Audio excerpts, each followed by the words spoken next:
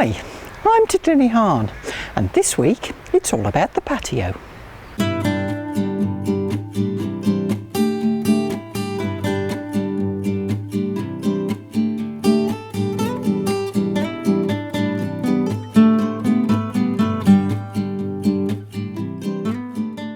Now you'll remember that at the end of last week I put 2 ton of scalpings into a hole to create a subbase.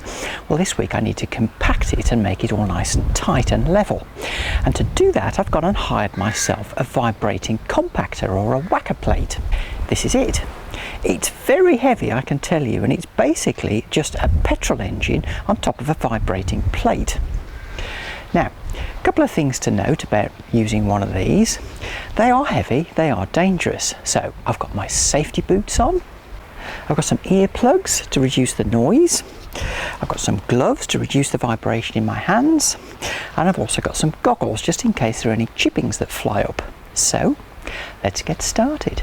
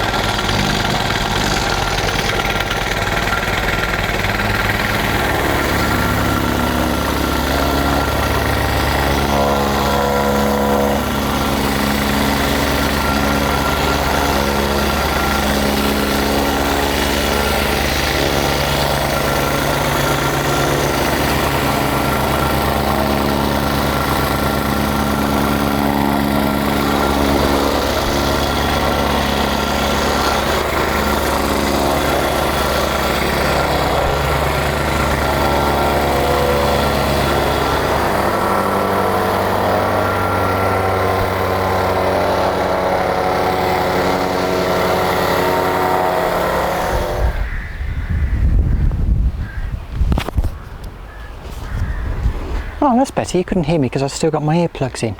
So that's taken me about an hour and a half, and it's not perfectly flat, but any undulations will be taken up by the bedding mortar. So I'm quite pleased. Goodness, it's a breezy old day today, so you're going to have to put up with my crap hair for the day, I'm afraid. Now, today's the day I lay the slabs. Now, it's rained overnight and that's damped down the dust and put a bit of moisture into the subbase, which is no bad thing. I've also already put 2 lines which denote the edges of the patio. Here are the slabs, 16 in total of 3 different sizes. And I've got some tools like spirit levels, very important, trowels, tape measure and a rubber mallet to gently tap down the slabs. I've also got some sand and cement for the bedding mix. So I'm going to mix myself up a 6-to-1 mix of cement and sand, or should I say sand to cement, because it's 6 parts sand, 1 part cement.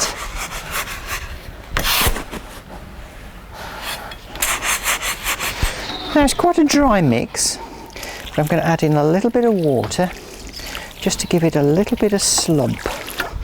In other words, I'll make it a little bit easier for me to lay and flatten the slabs. Okay, that's looking quite good actually. It's moist and it compresses into a cake, but it's not wet. So I'll now shovel it into this corner here. This is where the first one's going to go, and it's going to be around 35 to 40 millimeters thick, so quite thick. Spread it out and then lower the first slab into place. I'll do it side on, it might be a bit easier.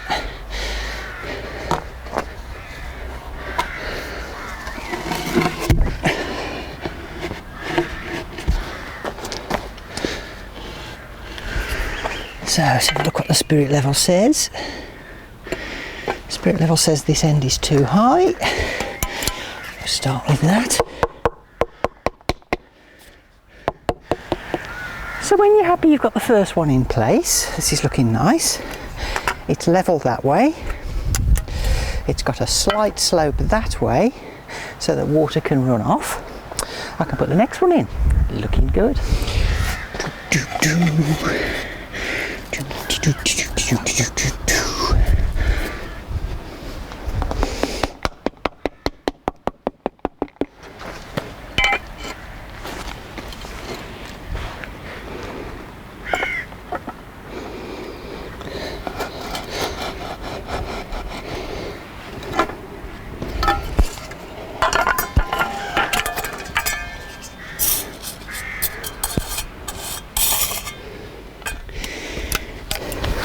Had a bit of a rain shower while I was putting this one in. As you can tell by the slab looking a bit damp. I've left a gap of just over 1 centimetre between the slabs, which I'll fill in later. Anyway, onward and upward. And there we are, the first row's in. Carry on. And a few hours later, it's finished. As you can see, it catches the afternoon sun really nicely. Well, tomorrow I'm going to grab the spaces between the holes, but tonight it can just sit and set. I'm going to have a bath now, so see you tomorrow. So here we are 24 hours later. It was a nice warm night, so the mortar should have set. It's a beautiful day, no wind today, so you don't have to put up with my crazy hair. Now today I'm going to put the jointing material between each of the slabs. And I'm going to be using one of the modern polymer-based cement-free jointing compounds that are now widely available. The great thing about these is there's no risk of staining the slabs, so you don't get that horrible saltiness around the joints between the slabs.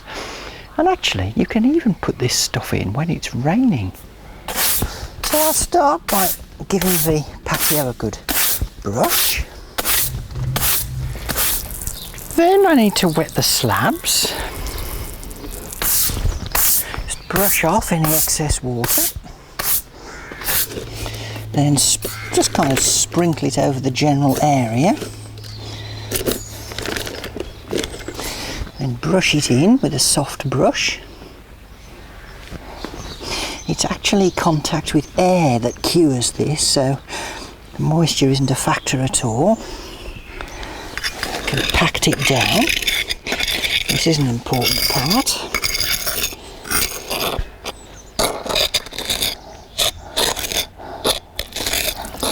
Then you just work your way along, brushing it into the joints, compressing it down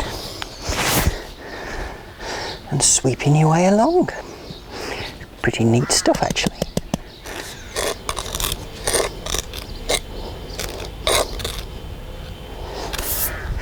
Then to finish, all I need to do is brush it over gently with a soft brush to get rid of any excess.